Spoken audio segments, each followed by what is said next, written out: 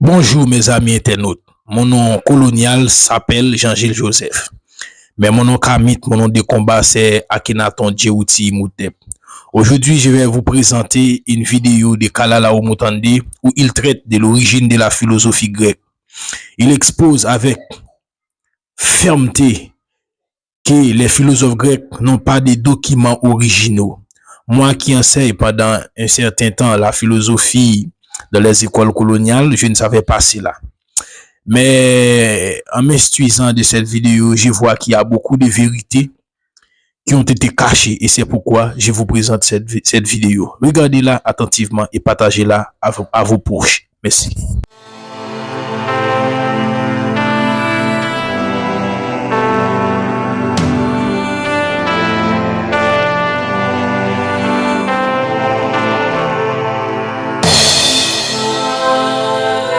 Il faut savoir que l'histoire de l'humanité est quand même assez particulière.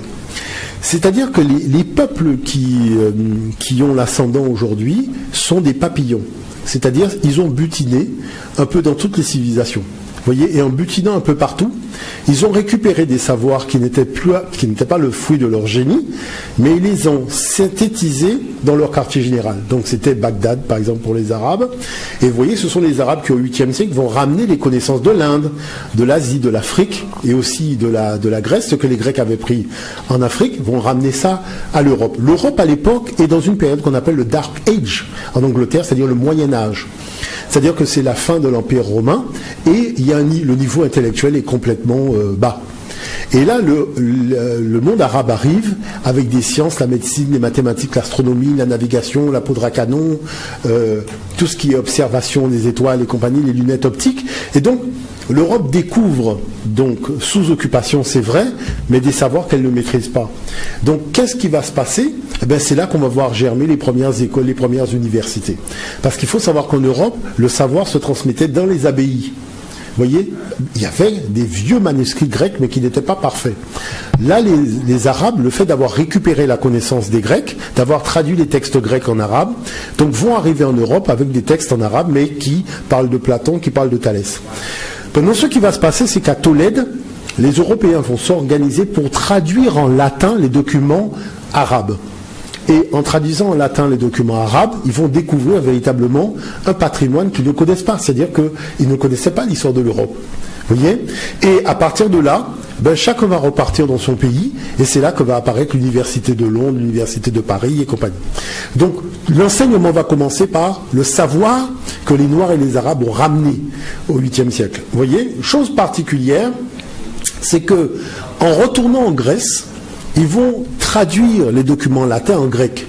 Et maintenant, c'est vrai qu'on présente ces documents-là comme étant des originaux, alors qu'on n'a aucun original d'aucun texte grec. Il faut le savoir. D'accord.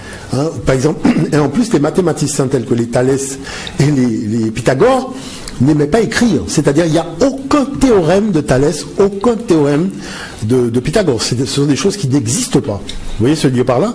Et quand vous écoutez l'historiographe européen, vous avez l'impression qu'il a un document. En fait, c'est fantomas, c'est-à-dire qu'il n'y a rien. Vous voyez ? Et ça, il faut le comprendre. Parce que quand nous parlons du théorème donc africain, on a un document qui s'appelle le papyrus du mathématicien Yamessou, donc qui est aux alentours de 1650 de l'ère ancienne africaine. On a un document. On appelle généralement ce document s'appelle le papyrus Rhin. Vous voyez ? Donc qui fait que il y a un décalage entre l'Afrique, par exemple, si je vous parle d'un texte sacré africain, même s'il remonte à 5000 ans, je vous montre l'original. Alors qu'on est incapable de monter un original de quelque texte sacré que ce soit, puisque ce sont des copies de copies de copies de copies. Bon, si je vous parle d'un prophète africain, je peux vous emmener dans son tombeau, même s'il a vécu il y a 6000 ans. Par contre, vous voyez les autres, on va vous dire oui, mais on ne sait pas trop, éventuellement. Donc, tout ce qui est de l'ordre en dehors de l'Afrique, c'est du flou artistique d'une façon générale. Tout est de l'ordre du flou artistique. Par contre, en Afrique, tout est précis. On a la date, On a les documents écrits de la main même du prophète, la chaise sur laquelle il s'est assis, le papyrus avec lequel il est écrit. Donc c'est très impressionnant. Vous savez, moi j'ai eu l'occasion de rentrer dans des tombeaux ayant appartenu donc à ces grands sages dont on a copié les textes dans la Bible aujourd'hui, parce qu'il faut savoir que officiellement a été reconnu que les textes des prophètes africains ont été tout simplement plagiés dans les textes bibliques. Ah non, mais vous avez précis. Par exemple, prenez l'hymne à Aton d'Akhenaton, c'est le psaume 104 dans la Bible. Tous les textes d'Amenemempé, donc Amenhotep, sont devenus les textes de Proverbes. Vous avez les textes de la sagesse de Salomon, qui sont le texte aussi de notre sage africain. Donc tout ça pour bien montrer que c'est l'héritage de Jean-François Champollion. C'est-à-dire lui-même s'est aperçu que quand il a déchiffré, en tout cas il a compris le système de lecture des hiéroglyphes, il était en train de lire des textes qui étaient censés être apparus plusieurs millénaires après. Et il les voyait déjà au 3e millénaire. Vous voyez ? Donc ça a été aussi un choc pour lui. Il en parle à certains moments. Maintenant, la chose qui se passe, c'est que nous sommes des Africains. Ça veut dire que l'homme est né en Afrique. Ça veut dire que, normalement, dans la continuité réelle des choses, comme pendant des centaines de milliers d'années, il n'y a eu que des Africains, et l'écriture est une invention africaine, ça voudrait dire que, normalement, il devrait y avoir une source d'information venant du continent africain. Or, toute la documentation qui est présentée est une documentation qui passe sous silence l'Afrique, pas simplement dans le domaine religieux, mais dans tous les domaines.